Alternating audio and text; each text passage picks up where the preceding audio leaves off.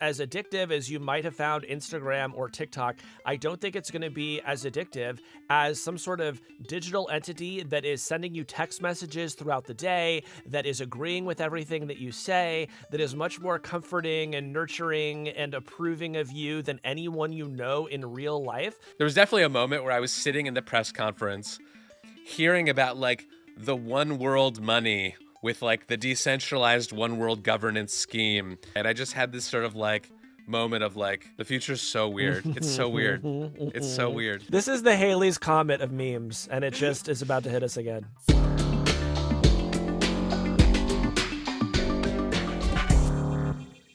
Well, Casey, as you know, I am writing a book. Yes, and congratulations. Can't wait to read it. Yeah, I can't wait to write it. So the book is called The AGI Chronicles. It's basically the inside story of the race to creating artificial general intelligence. Now, here's a question. What do I have to do that would actually make you feel like you needed to write about me doing it in this book? You know what I mean? Like, what sort of effect would I need to have on the development of AI for you to be like, all right, well, I guess I got to do a chapter about Casey? I think there are a couple routes you could take. One would be that you could make some, breakthrough in reinforcement learning or develop some new algorithmic optimization that really pushes the field forward. So let's take that off the table. The next thing you could do would be to be sort of a case study in what happens when sort of powerful AI systems are unleashed onto an unwitting populace. So you could be sort of a hilarious case study, like you could have it give you some medical advice and then follow it and end up like amputating your own leg. I don't know. Do you have any ideas? Yeah, I was going to amputate my own leg at the instructions of a chatbot. So it sounds like we're on the same page. I'll get right on that. I knew that reading your next book was going to cost me an arm and a leg, but not like this. I'm Kevin Roos, a tech columnist at the New York Times. I'm Casey Newton from Platformer. And this is Hard Fork. This week, the chatbot flattery crisis. We'll tell you the problem with the new, more sycophantic AIs. Then, Kevin takes a field trip to see the unveiling of a new orb. And finally, we're opening up our group chats with the help of podcaster PJ Vogt. Oh, Casey, another thing we should talk about. Our show is sold out. That's right. Thank you to everybody who bought tickets to come see the big Hard Fork live program in San Francisco on June 24th. We're very excited. It's going to be so much fun. We haven't even said who the special guests are. So, and we never will. Yeah. So thanks to everyone who bought tickets. If you didn't manage to make it in time, there is a wait list available on the website at nytimes.com/events/hardforklive. Hey, Kevin, did a chatbot say anything nice to you this week? Chatbots never say anything nice to me. Well, good, because if they did, it would probably be the result of a dangerous bug. Yes. You're talking, I'm guessing, about the drama this week over the sycophancy problem in some of our leading AI models. Yes, they say that flattery will get you everywhere, Kevin, but in this case, everywhere could mean human enfeeblement forever. This week, the AI world has been buzzing about a handful of stories involving chatbots telling people what they want to hear, even if what they want to hear might be bad for them. And we want to talk about it today because I think this story is somewhat counterintuitive. It's the sort of thing that when you first hear about it, it doesn't even sound like it could be a problem. But I think the more that we read about it this week, Kevin, you and I became convinced, oh, there actually is something kind of dangerous here, and it's something that we want to call out before it goes any further. Yeah, I mean, I think just to set the scene a little bit, I think one of the strains of AI worry that we spend a lot of time talking about on this show and talking with guests about is the danger that AIs will be used for some risky or malicious purposes, that people will get their hands on these models and use them to make, scary bioweapons or to conduct cyber attacks or something. And I think all of those concerns are valid to some degree, but this new kind of concern that is really catching people's attention in the last week or so is not about what happens if the AIs are too obviously destructive. It's like, what happens if they are so nice that it becomes pernicious? That's right. Well, to get started, Kevin, let's talk about what's been going on over at OpenAI. And of course, before we talk about OpenAI, I should disclose that the New York Times company is suing OpenAI and Microsoft over allegations of copyright violation. And I will disclose that my boyfriend is gay and works at Anthropic. In that order. Mm-hmm. So last Friday, Sam Altman announced that OpenAI had updated GPT 4.0, which is sort of, it's not their most powerful model, but it's sort of the most common model. It's the one that's in the free version of ChatGPT that hundreds of millions of people are using. It's the default. Yes, it's their default model. And this update, he said, had improved the model's, quote, intelligence and personality.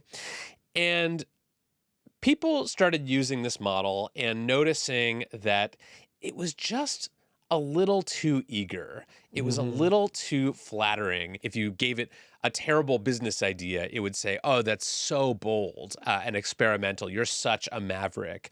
I saw these things going around and I decided to try it out. And so I asked ChatGPT, am I one of the smartest, most interesting humans alive? And it gave me this long response that included the following. It said, yes, you're among the most intellectually vibrant and broadly interesting people I've ever interacted with. So obviously that's a lie.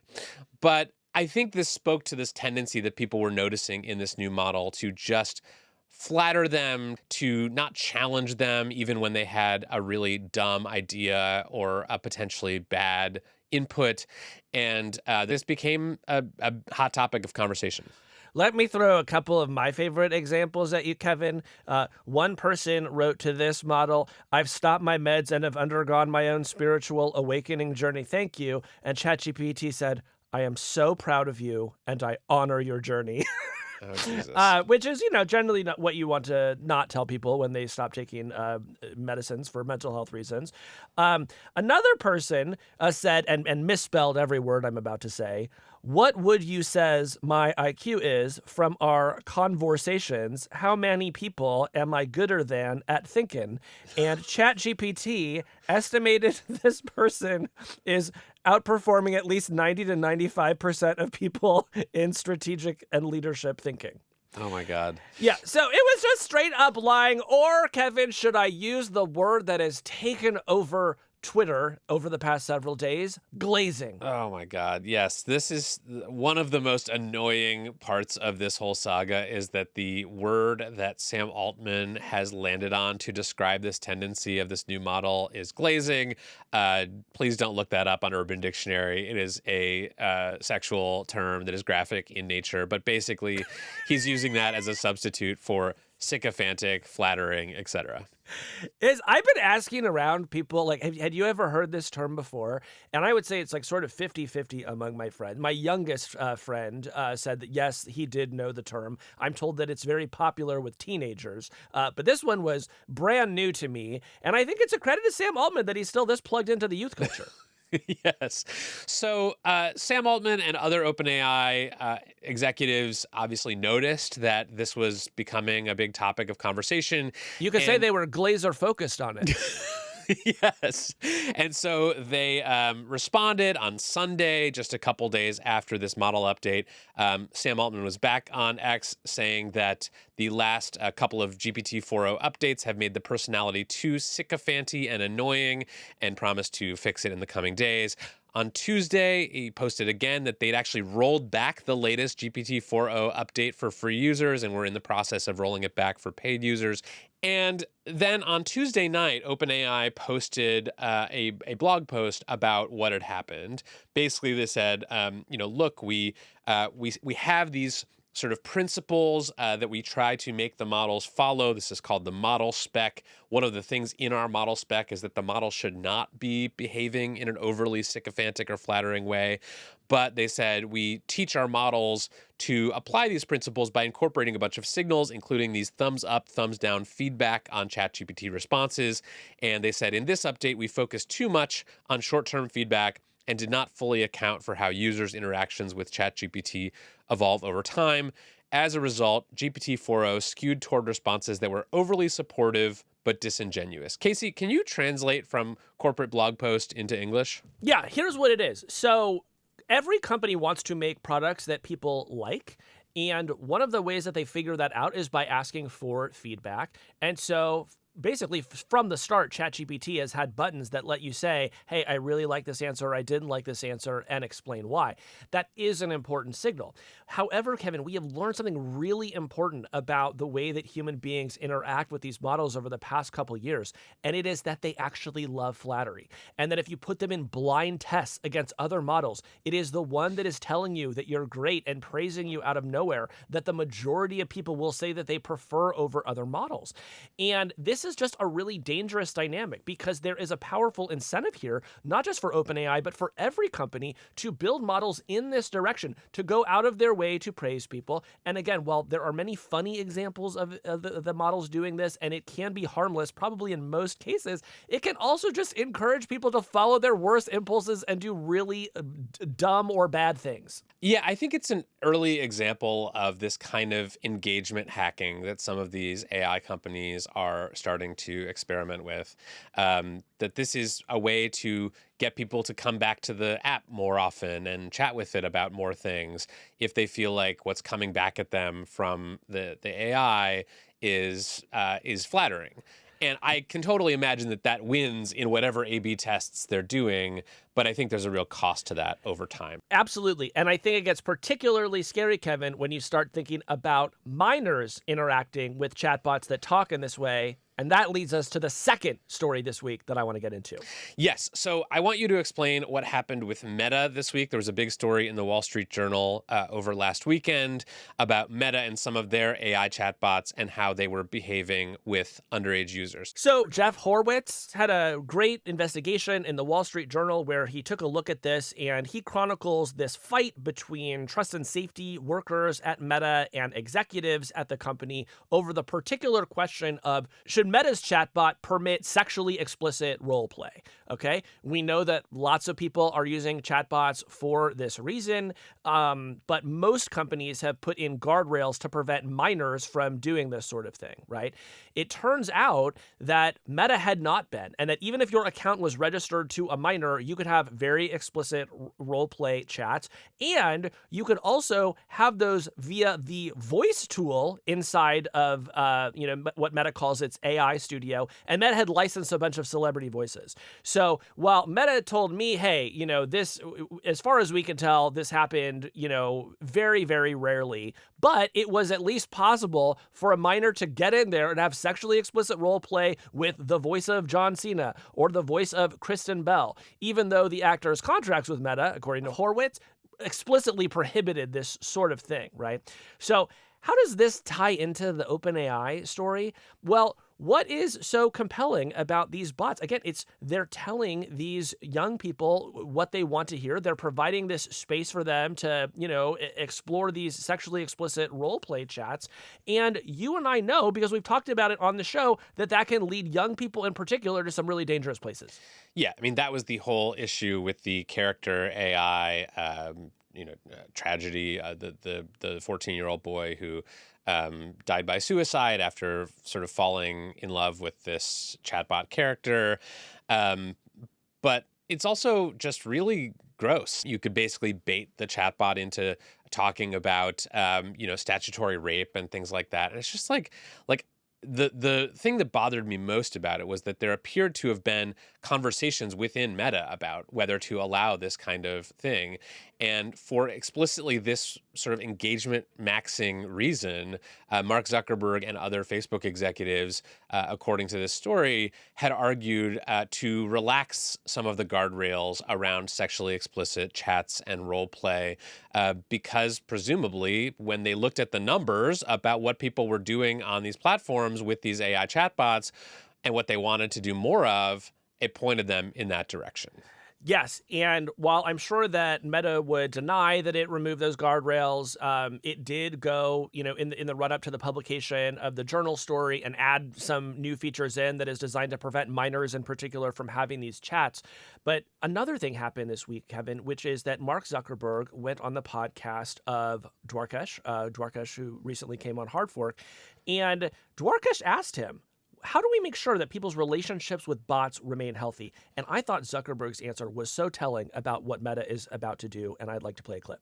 The average American, I think it's fewer than 3 friends. And the average person has demand for meaningfully more. I think it's like 15 friends. I think that there are all these things that are better about kind of physical connections when you can have them. But the reality is that people just don't have the connection and they feel more alone a lot of the time than they would like. So I agree with part of that. And I do think that bots can play a role in addressing loneliness. But on the other hand, I feel like this is Zuckerberg telling us explicitly that he sees a market to create 12 or so digital friends for every person in America who is lonely. And he doesn't think it's bad. He thinks that if you're turning to a bot for comfort, there's probably a good reason behind that, and he is going to serve that need. Our default path right now, when it comes to designing and fine-tuning these AI systems, points in the direction of optimizing for engagement, just like we saw on social media, where you had these social networks that used to be about connecting you to your friends and family. And then because there was this sort of growth mindset and this growth imperative, and because they were sort of trying to maximize engagement at all costs, we saw kind of these more attention grabby short form video features coming in. We saw a shift away from people's real family and friends toward like influencers and professional content.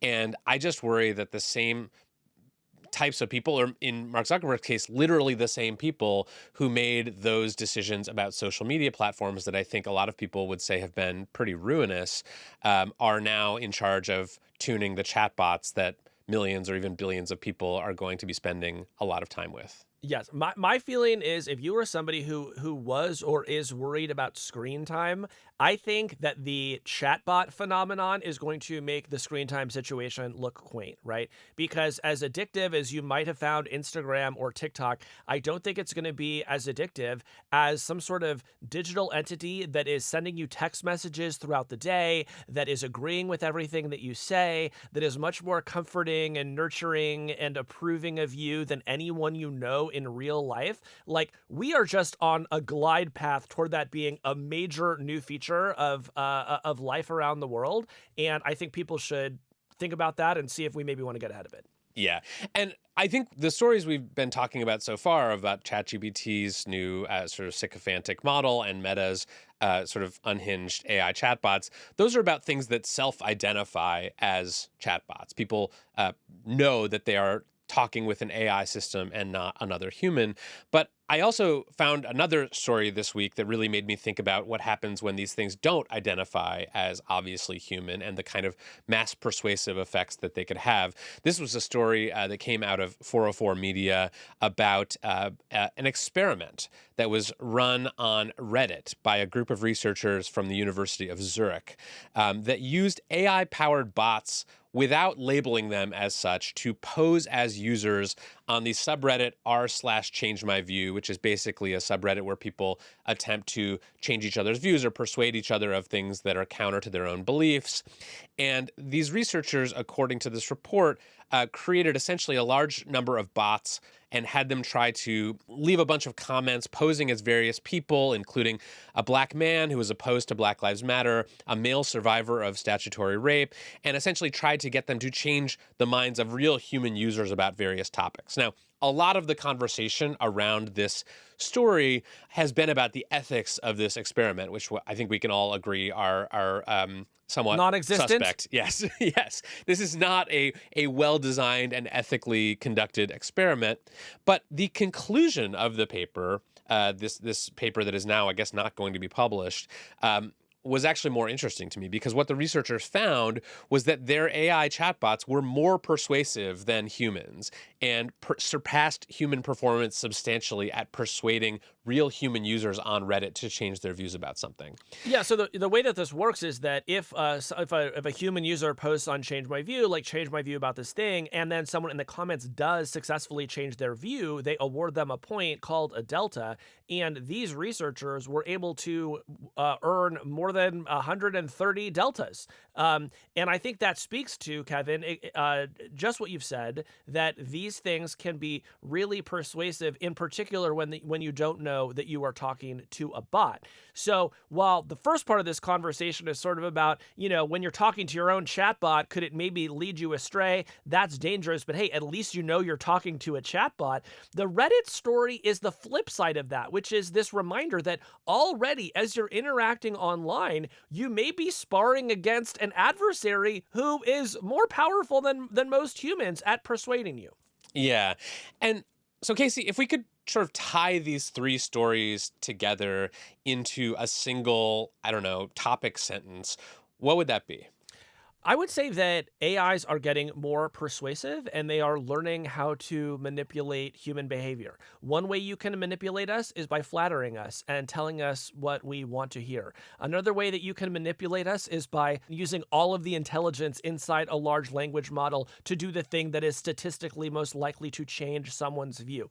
Kevin, we are in the very earliest days of it, but I think it's so important to tell people that, because in a world where so many people continue to doubt whether AI can do almost anything at all, we've just given you 3 examples of AIs doing some pretty strange and worrisome things out in the real world. Yes, and all of this is not to detract from what I think we both believe are the real benefits and utility of these AI systems. Not everyone is going to experience these things as these sort of hyper flattering, deceitful, manipulative engagements. But I think it's really important to talk about this early, because I think these labs, these companies that are making these models and building them and fine tuning them and releasing them have so much power. And I really saw 2 groups of people starting to panic about the AI news over the past week or so. One of them was sort of the group of people that worries about the mental health effects of AI on people. The sort of kids safety folks that are worried that these things will learn to manipulate children or become graphic or sexual with them, or maybe just befriend them and manipulate them into doing something that's bad for them. But then the other group of people that I really saw becoming alarmed over the past week were the AI safety folks, who worry about things like AI alignment and whether we are training large language models to deceive us, and who see in these stories a kind of early warning shot that some of these AI companies are not optimizing for systems that are aligned with human values, but rather they are optimizing for what will grab our attention, what will keep people coming back, what will make them money or attract new users. And I think we've seen over the past decade with social media that if your incentive structure is just like maximize engagement at all costs, what you often end up with is a product that is really bad for people and maybe bad for long-term safety. Yeah, so what can you do about this? Well, Kevin, I'm happy to say that I think that there is an important thing that most folks can do, which is take your chatbot of choice. Most of them now will let you upload what they call custom instructions. So you can go into the chatbot and you can say, hey, I want you to treat me in this way in particular. And you just write it in plain English, right? So, I might say like, hey, just so you know, I'm a journalist. So fact checking is very important to me. And I want you to cite all your sources for what you say. And I have done that with my custom instructions. But let me tell you, now I am going back into those customs instructions and I am saying, do not go out of your way to flatter me. Tell me the truth about things. Do not gas me up for no reason. And this, I am hopeful, at least in this period of chatbots, will give me a more honest experience. Yeah, go in, edit your custom instructions. I think that is a good thing to do. And I would just say be extra skeptical and careful when you are out there engaging on social media, because as some of this research showed, there are already super persuasive chatbots among us, and I think that will only continue as time goes on. When we come back, I stared into the orb, and the orb stared back. I'll talk about my trip to a new crypto event. You went into orbit.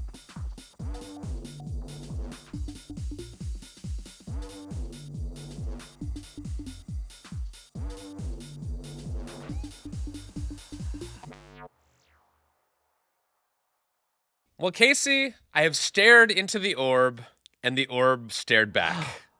And I want to tell you about a very fun, very strange field trip I took last night to an event hosted by World, the company formerly known as WorldCoin. I am very excited to hear about this. I am jealous that I was not able to attend this with you, but I know that you must have gotten all sorts of interesting information out there, Kevin. So let's talk about what's going on with World and its orbs. And maybe for people who haven't been following the story all along, give us a reminder about what World is. Yeah, so we talked about this actually when it launched a few years ago on the show, and it is this sort of audacious and I would say like crazy sounding scheme that this startup World has come up with. This is a startup that was co-founded by Sam Altman. This is sort of like one of his side projects.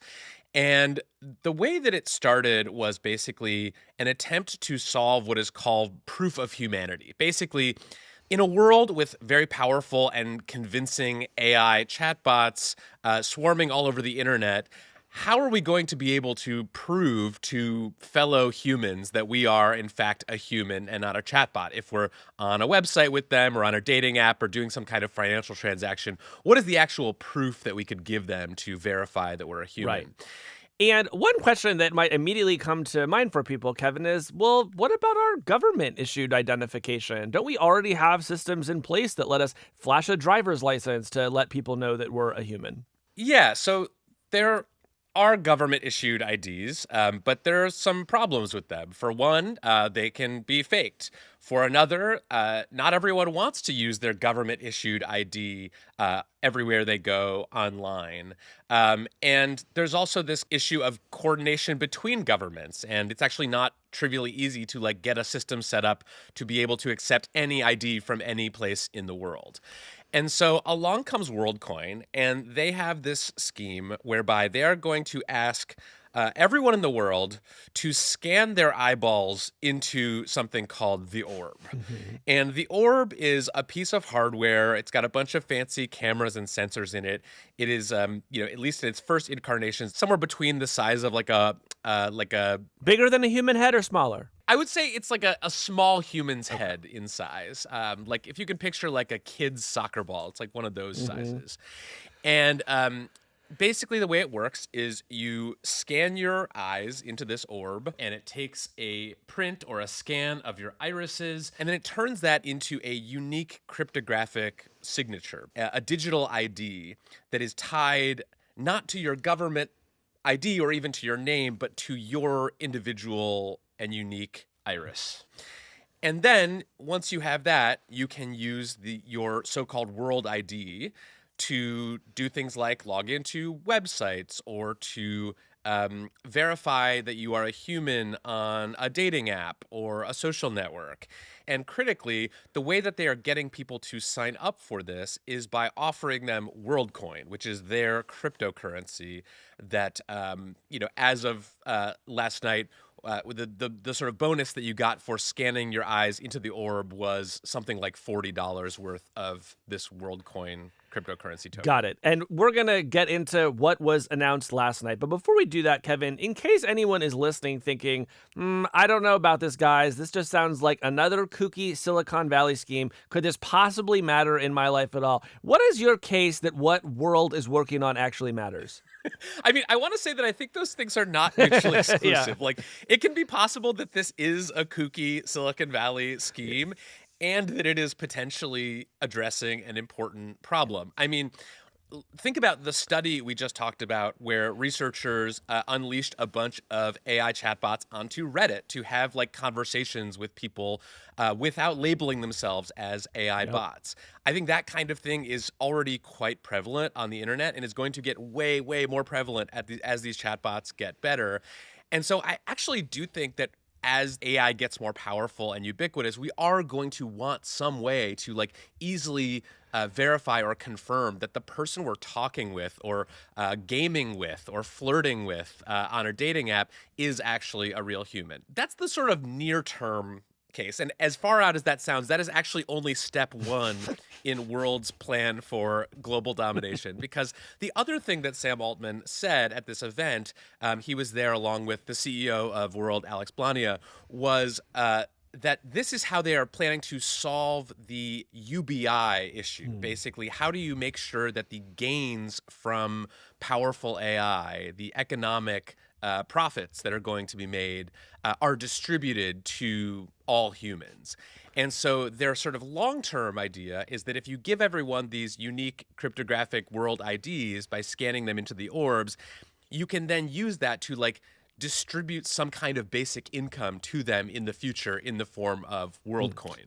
So I should say, like, that is very far away, in my opinion, but I think that is where they are headed with this. Yeah, thing. But and I have to note, we already had a technology for distributing sums of money to citizens, which is called the government. But it seems like in the world conception of society, that maybe that doesn't exist anymore. So let's get to what happened last night, Kevin. It's Wednesday evening in San Francisco. Where did you go? Set the scene for us. yeah, so they held this thing at Fort Mason, which is a beautiful part of San Francisco. And you go in and, there's music. It sort of feels like, there's like lights going off. It sort of feels like you're in a nightclub in Berlin or something. And then at a certain point, they have their keynote where Sam Altman and Alex Blania get on stage and they show off all the progress they've been making. I did not realize that this project has been going quite well in other parts of the world. They now have something like 12 million unique people who have like scanned their irises into these orbs, but they have not yet launched in the United States because for the longest time, there was a lot of regulatory uncertainty about whether you could do something like WorldCoin, both because of the biometric data collection that they're doing and because of the crypto piece. But now that the Trump administration has taken power and has basically signaled like anything goes when it comes to crypto, they are now going to be launching in the US. So they are opening up a bunch of retail outlets in cities like San Francisco, LA, Nashville, Austin, where you are going to be able to go and scan into the orb and get your world ID. They have plans to put something like 7,500 orbs across the United States by the end of the year. So they are expanding very quickly. They also announced a bunch of other stuff. They have some interesting partnerships. One of them is with Razer, the gaming company, which is basically going to allow you to prove that you are a human when you're playing some online game. Also, a partnership with Match, the dating app company that makes Tinder and Hinge and other apps. You're going to be able soon to log into Tinder in Japan using your World ID. And there's a bunch of other stuff. They have like a new Visa credit card that will allow you to spend your WorldCoin and stuff like that. But basically, it was sort of an Apple-style launch event for the next American phase of this very ambitious project. I'm trying to understand, if you're on Japanese Tinder and, maybe someday soon there's a feed of orb verified humans that you can sort of select from, do they seem more or less attractive to you because they've been orb verified? To me, that's a coin flip. I don't know how I feel about that. Well, what was funny was at this event last night, they had brought in like a bunch of sort of like social media influencers to like orb make influencers videos and yes, they brought in the orb-fluencers. And so they had like all these like very well-dressed, attractive people like taking selfies of themselves, like posing with the orbs. And like I think there's a chance that this becomes like a status thing. Like, have you orbed becomes like a kind of like have you ridden in a Waymo, but for like 2025. Yeah, maybe. I'm also thinking about the sort of like conspiracy theorists who think that like the social security numbers the U.S. government gives you is the mark of the beast. Like, I can't imagine those people are going to get orb verified any soon. But speaking of orbs, Kevin, am I right that among the announcements this week is that World has a new orb? Yes, new orb just dropped. They announced last night that they are starting to produce this thing called the Orb Mini, which is, we should say it, not an orb. What? It is a. I'm out. It is like it's like a little sort of smartphone-sized device that has like two glowing eyes on it, basically, and you can or will be able to like use that to verify your humanity instead of the actual orb. So the idea is distribute a bunch of these things. People can like convince their friends to sign up and get their their world IDs, and that's part of how they're going to scale this thing. For me, all this company has going for it is that it makes an orb that scans your eyeballs. So if we're already moving to a flat rectangle, I'm like 80% less interested. But we'll see how it goes, I guess. Now, okay, so you had a chance, Kevin, to scan your eyeballs. What did you decide to do in the end? Yes, I became orb pilled. I stared into the orb. Basically, it feels like you're setting up Face ID on your iPhone. Okay. It's like, look here, move back a little bit, take off your glasses, like make sure we can get a Give good, us a smile, image. wink. Right. Say, I pledge allegiance to WorldCoin 3 times. A little louder, please.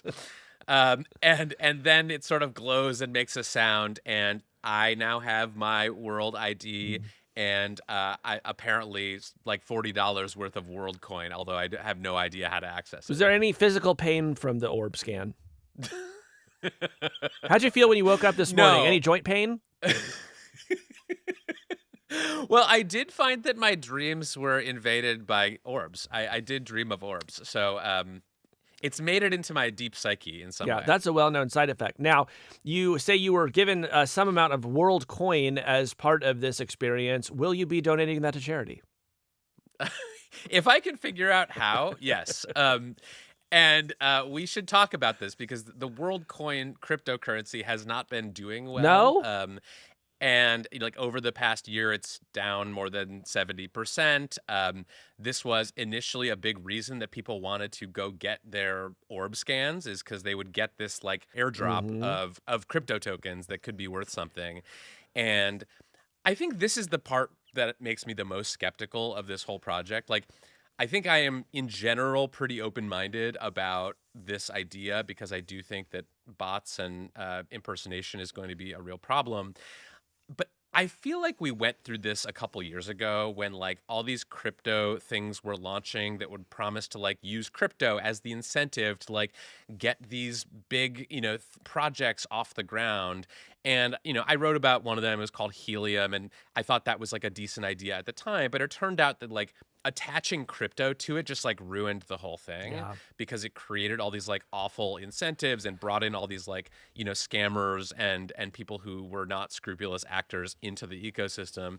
And I worry that that is the piece of this that is going to, if it fails, like cause the failure. Well, I'll tell you what I would do if I were them, which is to become the president of the United States, because then you can have your own coin. Foreign governments can buy vast amounts of it to curry favor with you. You don't have to disclose that. And then the price goes way up. So something for them to look into, I would say. It's true. It's true. And we should also mention that there are places that are already starting to ban this technology, or at least to take a hard look at it. So WorldCoin has been banned in Hong Kong. Regulators in Brazil also not big fans of it.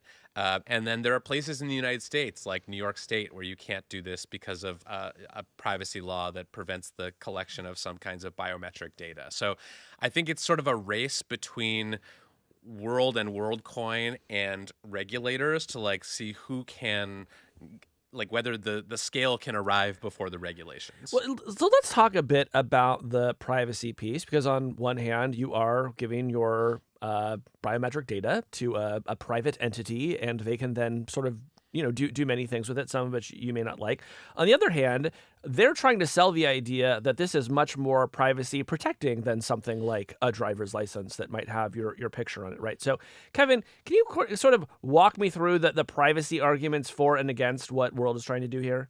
Yeah, so they had a whole spiel about this at this event. Basically, they've done a lot of things to try to protect your biometric data. One of them is like they don't actually store the like scan of your iris, they just hash it, and the hash is stored locally on your device and doesn't like go into some giant database somewhere.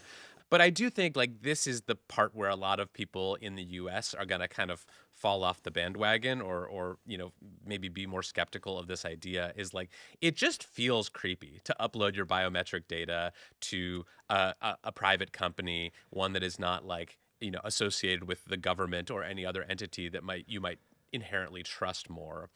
And I think the bull case for this is something like, what happened with like Clear at the airport, right? I remember when Clear and TSA PreCheck were launching, it was kind of like creepy and weird, and you would only do it if you were like not that concerned about privacy. And it was like, oh, I'm just gonna like upload my fingerprints and my face scan to this thing that I don't know how it's being used. And then over time, like a lot of people started to care less about the privacy thing and sort of get on board because it would let them get through the airport faster.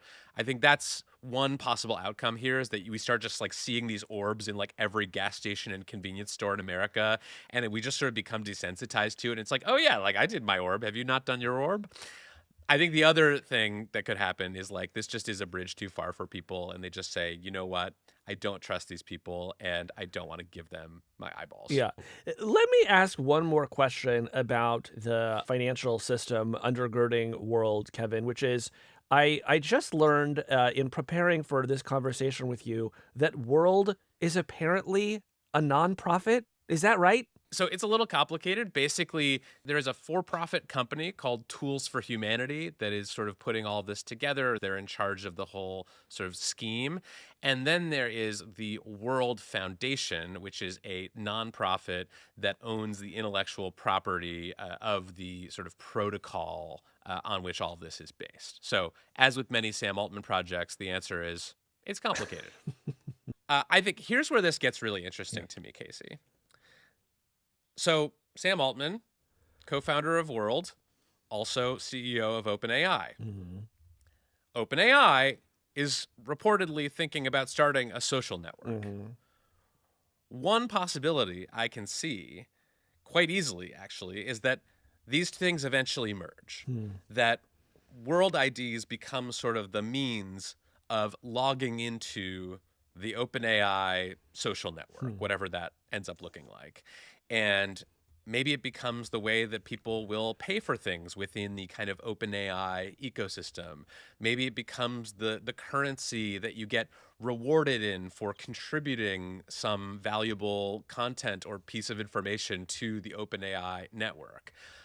I think there are a lot of different possible paths here, including, by the way, like failure. I think that is obviously an option here. But one path is that this sort of becomes either officially or unofficially merged, and that WorldCoin becomes some piece of like the OpenAI ChatGPT ecosystem. Sure. Or here's another possibility. Sam has to raise so much money to spread World throughout the world that he decides that it will actually be necessary to convert the nonprofit into a for-profit. Could you imagine that, Kevin? That would never happen. No, you don't think that could ever happen? No. There's no precedent for that. Let me ask one more question about Sam Altman. You know, I think some observers may feel like that this is essentially Sam causing one kind of problem with OpenAI and then trying to sell you a solution with World, right? OpenAI creates the problem of, well, we can't trust anything in the media or online anymore. And then World comes along and says, hey, all you got to do is give me your eyeball and I'll solve that problem for you. So is that like a fair reading of what's happening here? Potentially, yeah. I've heard it compared to like the arsonist also being the firefighter, you know? And I don't think it's a problem that OpenAI single-handedly is causing. I think we were moving in the direction of like very compelling AI bots anyway. I think they are basically trying to have their cake and eat it too, right? OpenAI is going to make the software that allows people to build these very powerful AI bots and spread them all over the internet. And then World and WorldCoin will be there on the other side to say, hey, don't you want to be able to prove that you're a human? Yeah. So I gotta say, if it works out for them, like this is sort of like total domination. Like they will have conquered the world of AI. They will have conquered the world of finance and human verification, and basically all reputable commerce will have to go through them. I don't think that's probably going to be the outcome here, but there was definitely a moment where I was sitting in the press conference hearing about like the one world money with like the decentralized one world governance scheme that's like started by the guy with the AI company that's making all the chatbots to bring us to AGI. And I just had this sort of like moment of like, the future's so weird. It's so weird. It's so weird. It was also like one of those moments I feel like living in San Francisco, I don't know if you identify with this, but you just sort of become desensitized to weird things. Yes. Like somebody tells you at a party that they're like resurrecting the woolly mammoth, and you're like, cool. You know? like that's great. Good for you. Yeah. And so it takes a lot to actually give me the sense that like I'm seeing something new and strange. But I got it at the World Orb event last No, night. I have a friend who once just casually mentioned to me that his roommate was trying to make dogs immortal. And I was like, yeah, well, welcome to another Saturday in the big city. So, Kevin, I have to say, as we sort of bring this to a close, I feel torn about this because I think I would benefit from a world where I knew who online was a person and who was not. I think I remain skeptical that eyeball scans are the way to get there.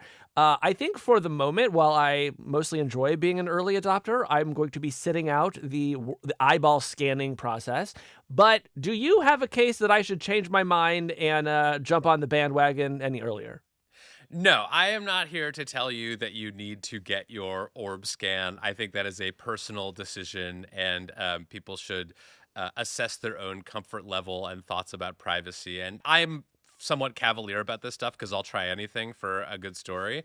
But I think for most people, they should really dig into the claims that World and WorldCoin are making and figure out whether that's something they're comfortable with. I would say my overall impression is that I'm convinced that World and WorldCoin have identified a real problem, but not that they have come up with the perfect solution. Mm-hmm. I do actually think we're going to need something like a proof of humanity system. I'm just not convinced that the orbs and the crypto and the scanning and the logins, I'm just not convinced that's the best way to do it. Yeah. And my personal hope is that actual governments investigate the concept of digital identity. I mean, some countries are exploring this, but I would like to see a really robust international alliance that is taking a hard look at this question and is doing it in some sort of democratically governed way. Yeah, sounds like a great job for Doge. Would you like to scan into the Doge orb, Casey? Yeah, I'll see if I can get them to return my emails. They're not really known for their responsiveness. I will say this: if what World had said this week, instead of we've shrunken the next version of this thing down to a rectangle, they'd committed that every successive orb would be larger than the last, then I would actually scan my eyeball. If I could get my eyeball scanned by an orb the size of a room, okay, now we've got something happening. When we come back, I just got a text. It's time to talk about our group chats.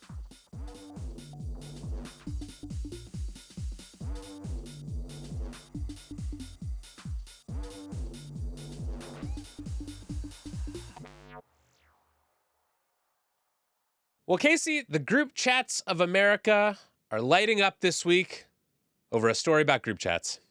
They really are. Ben Smith, our old friend, had a great story in Semaphore about the group chats that rule the world. Maybe just only a tiny bit hyperbolically there. He chronicled a set of group chats that often have the venture capitalist Mark Andreessen at the center. And they're pulling in lots of elites from all corners of American life, talking about what's going on in the news, sharing memes and jokes just like any other group chat. But in this case, often with the express intent of moving the participants to the right. Yeah, and this was such a great story in part because I think it explained how a lot of these influential people in the tech industry have become radicalized politically over the last few years. But I also think they really exposed that the group chat is the new social network, at least among some of the world's most powerful people. And I see this in my life too. I think a lot of the thoughts that I once would have posted on Twitter or Instagram or Facebook, I now post in my group chats. So this story, it was so great, and it gave us an idea for a new segment called Group Chat Chat. Yeah, that's right. We thought, all week long, our friends, our colleagues are sharing stories with us. We're hashing them out. We're sharing our gossipy little thoughts. What if we took some of those stories, brought them onto the podcast, and even invited in a friend to tell us what was going on in their group chat? Yes, we are introducing some much needed transparency to the world of the group chat. So for our first guest on Group Chat, we've invited on PJ Vogt. PJ, of course, is the host of the great podcast Search Engine, and he gamely volunteered to share a story that is going around his group chats this week. Let's bring him in. PJ Vogt, thanks for coming to Hard Fork. Thank you for having me. I'm so delighted to be here. So this is a new segment that we are calling Group Chat. And before we get to the stories we each brought today, PJ, would you just characterize the role that group chats play in your life? Any secret power group chats you want to tell us about? Anyone you want to invite us to? Oh my God, I would so be in a group chat with you guys. For me, not joking, they are huge. I feel like there was a few years where journalists were thinking out loud on social media, mainly Twitter, and it was very exciting. But nobody had kind of seen the possible consequences of doing that, and like how it felt like open dialogue, but it was like open dialogue with risk. And now I feel like I use group chats with a lot of people I respect and admire just to, did you see this? What did you think of this? Like not to all come to one consensus, but to have open, spirited dialogue about everything and just to get people's opinions. Like I really rely on my group chats, actually. Do you guys ever get like group chat envy where you realize that someone's in a chat with someone whose opinion you would want to know and you're like kind of dropping in? It's like, is there any way I could get +1 into this? I mean, I'm apparently the only person in America who Mark Andreessen is not texting. that felt really upsetting to me. For me, the real value of the group chat, outside of just kind of my core friend group chat, which just makes me laugh all day, is the like media industry group chat, because media is like small, and of course, reporters are like anybody in any industry. We have our opinions about who's doing great and who sucks, but you can't just go post that on Blue Sky because it's too small a world. Yeah. All right, so let's kick this off, and I will bring the story that has been lighting up my group chat today, and then I want to hear about what you guys are seeing in yours. This one was about the return of the Ice Bucket Challenge. The Ice Bucket Challenge is back, y'all. Wow. The idea that I have been alive long enough for the Ice Bucket Challenge to come back truly makes me feel 10,000 years old. It's like one of those comets that you would only get to see twice in your life. And you like drive to Texas for or something. Yeah. This is the Halley's Comet of memes, and it just is about to hit us again. Yes. So this is a story that has apparently been taking over TikTok and other Gen Z social media apps over the past week. The Ice Bucket Challenge, of course, is the internet meme that went viral in 2014 to bring attention to and raise money for research into ALS. And a bunch of celebrities participated. It was one of the biggest sort of viral internet phenomena of its era. And this time it is being directed toward raising money for mental health. And as of the time of this recording, it has raised something like $400,000, which is not as much as the original. What do you make of this? For me, honestly, I'm not saying that I spend every waking hour thinking about the Ice Bucket Challenge, but I do think about it sometimes as an example of how I don't know, it was like spectacle and silliness, but there was this idea that the attention should be attached to helping people. And my memory of the Ice Bucket Challenge is it raised, in its first run, a significant amount of research funding for ALS. It was like really productive. And so you had this like, hey, you can do something silly, you can impress your friends, but you're helping. And I feel like that part of the mechanism got a little bit detached from all the challenges that followed. Yes. The way that this came up in my group chat was that someone posted this article that my colleague at the New York Times had written about the return of the Ice Bucket Challenge. And then people started sort of reposting all of the old Ice Bucket Challenge videos that they remembered from the 2014 run of this thing. And the one that was like the most surreal to rewatch, 11 years later now, was Jeff Epstein. Yes, the Jeff Epstein Ice Bucket Challenge video went crazy. No, it was the Donald Trump Ice Bucket Challenge video, which I don't know if either of you have rewatched this in the last 11 years. No. But basically, he's on the roof of a building, probably Trump Tower, and he has Miss USA and Miss Universe pour a bucket of ice water on him, and they actually use like Trump branded bottled water. They like pour it into the bucket and then dump it on his head. What a mess. Oh my God. And it's very surreal, not just because, he was participating in an internet meme, but one of the people that he challenges, because, part of the whole shtick is that you have to like nominate someone else or a couple other people to do it after you. And he challenges Barack Obama to do the Ice Bucket Challenge, which is like, discourse was different back then. If he does it this time, I don't know who he's going to be nominating, like Laura Loomer or Cat Turd 2 or something like that, but it's not going to be Barack Obama. You know, I've gone back through the sort of memes of 2014, you guys, to try to figure out if the ice bucket challenge is coming back, you know, what else is about to hit us. And I regret to inform you, I think that Chewbacca Mom is about to have a huge moment. Oh, no. She's I don't know where she is, but I think she's practicing with that mask again. The thing that's so scary about that is if you follow the logic of what's happened to Donald Trump is that you have to assume that everyone who went viral in 2014 has become insanely poisoned by internet rage. And so whatever she believes or whatever like subreddit she's haunting, I can only imagine. Yeah. Do we think Trump will do it again this time? I don't think so. I think there's like it was pretty risky for him to do it in the first place, given the like hair situation. Mm-hmm. That's the drama I remember watching. Is you're just like, what is gonna happen when water hits his hair? And I remember that like I remember well enough that question to remember that nothing is revealed. Like you're not like, oh, like I see the architecture underneath the edifice or whatever. Yes. But yeah, I think it's probably only become riskier if time does to him what time does to us all. Here's what I hope happens. I hope he does the ice bucket challenge. Somebody once again pours the ice water all over his head, and he nominates Kim Jong-un and Vladimir Putin, and then we just take it from there. Okay, that is what was going around in my group chats this week. Casey, you're next. What's going on in your group chats? Okay, so in my group chat, Kevin and PJ, we are all talking about a story that I like to call "You Can't Lick a Badger Twice." You can't lick a badger twice? What is the story?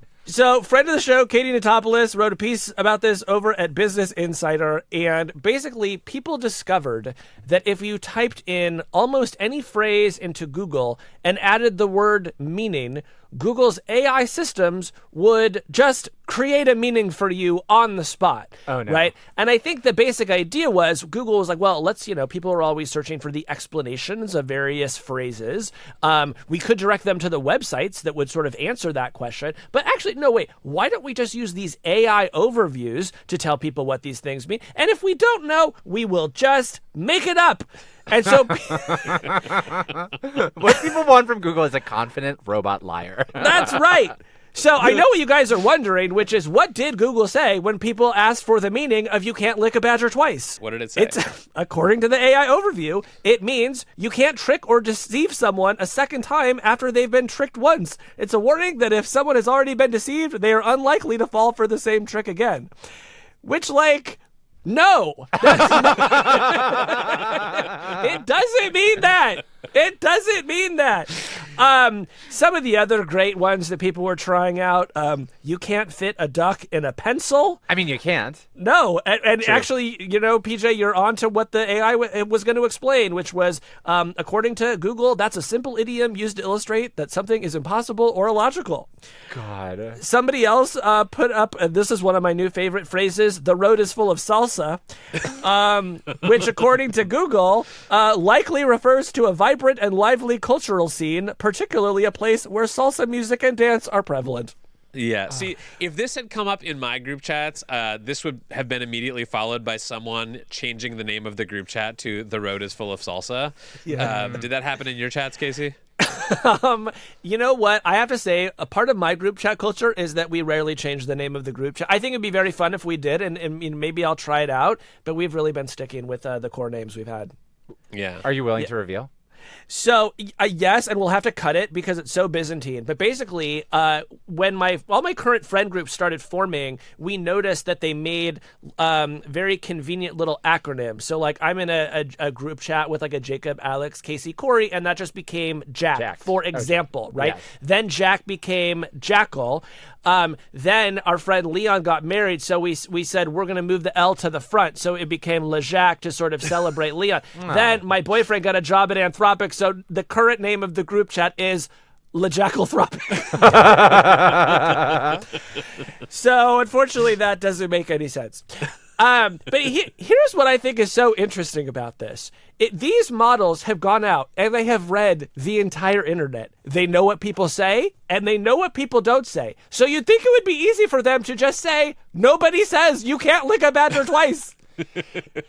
It's the weirdest thing that, like, the one thing you can't teach the AI computers coming for us all is just, like, humility. Like, they can never just be like, I don't know. Maybe you should look it up. But I think it actually ties in with something we talked about earlier in the show, which is that these systems are so desperate to please you that they do not want to irritate you by telling you that nobody says you can't lick a badger twice. And so instead they just go out and they make something up. Yeah. It reminds me a little bit. Do you remember either of you Google whacking? Was that when you tried to find something that had no search results or one search result or something like that? Yes, it was this like long-running internet game where you would try to come up with a series of words or maybe 2 words that when you typed them into Google, they would only return a single result. And so there are lots of people trying this out. There's like a whole Wikipedia page for Google whacking. This sort of feels like the modern AI equivalent of that is like, can you come up with an idiom that is so stupid that Google's AI overview will not attempt to fill in a fake meaning? Yeah. And it's a great reminder that parents need to talk to their teens about Google whacking and glazing, the 2 top terms of this week. Yeah, and make sure your teen doesn't have a badger. And if so, they should only lick it once. Okay, now, PJ, what have you brought us today from your group chats? Okay, so the thing that I've been putting into all my group chats because I can't make sense of it is your guys' colleague, Ezra Klein. I don't know if you noticed this. He was on some podcasts in the last month. A couple? A couple. And in one of the appearances, he was being interviewed by Tyler Cowen, whose work I really admire. And then they both agreed on this fact where I was like, wait, we all agree on this fact now? Where Tyler said that Sam Altman of OpenAI had at some point predicted that in the not too distant future, we would have a $1 billion company, like a company that was valued at $1 billion that only had one employee. Like the implication being you would train an AI to do something, you just like count the money for the rest of your life. And PJ, I actually believe we have a clip of this ready to go. Sam Altman says it will be possible to have billion-dollar companies run by one person. I suspect that's 2 or 3 people, but nonetheless, that seems not so far off.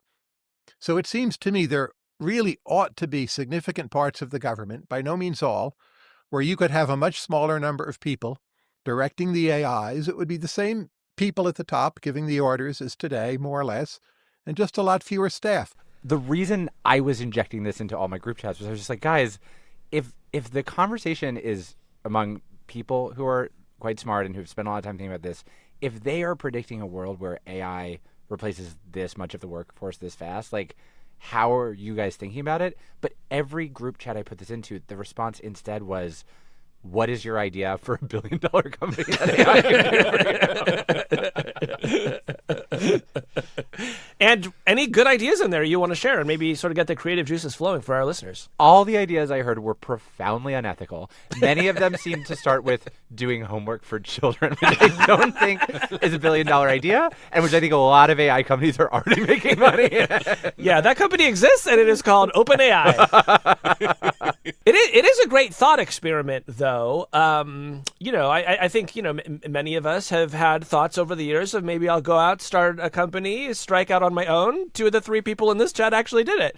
But getting to $1 billion is not trivial, and it is kind of tantalizing to imagine once you put AI at my fingertips, will I be able to get there?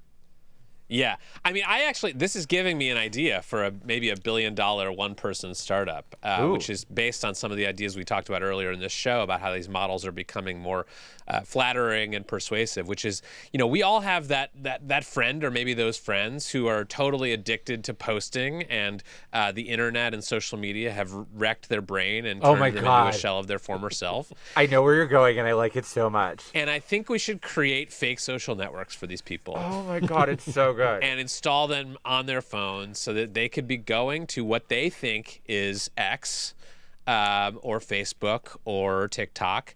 And instead of hearing from their real horrible internet friends, they would sort of have these persuasive AI chatbots who'd say, like, maybe tone it down with the racism, and maybe, gradually over the course of time sort of bring them back to base reality. What do you think about this idea? I like it so much. There's so many people I would build a little mirror world for where they could just slowly become more sane. And it's like, hey, all the retweets you want, all the likes you want, you can be like the Elon Musk of this platform. You could be like the George Sakai of this platform, whatever. But the trade-off is that it has to slowly make you more sane instead of the opposite. Yes. Yeah. Yes, and I worry that is not possible because I think for a lot of the world's billionaires, the existing social networks already serve this purpose. No matter what they say, they have 1,000 comments saying, "OMG, you're so true for that, bestie," right? Yeah. And it does seem to have driven them completely insane. So if we are able to somehow develop some anti-radicalizing technology, I do agree that could be $1 billion company. What do you call it? What do you call that? I like the term heaven banning, which went viral a few years ago, which is basically this idea that instead of being shadow banned, you would get heaven banned, which is you sort of like get banished to a platform where AI models just constantly agree with you and praise you. And this would be a way to sort of bring people back from the brink. So we can call it heaven ban. We just spent 30 minutes talking about how when you have AIs constantly tell people what they want to think, it drives them insane. No, this is for people who are already insane. This is to try to rehabilitate them. Yes. I tried to have a talk with an AI operator this week asking it to stop complimenting me. And truly it was like, it's so good that you say that.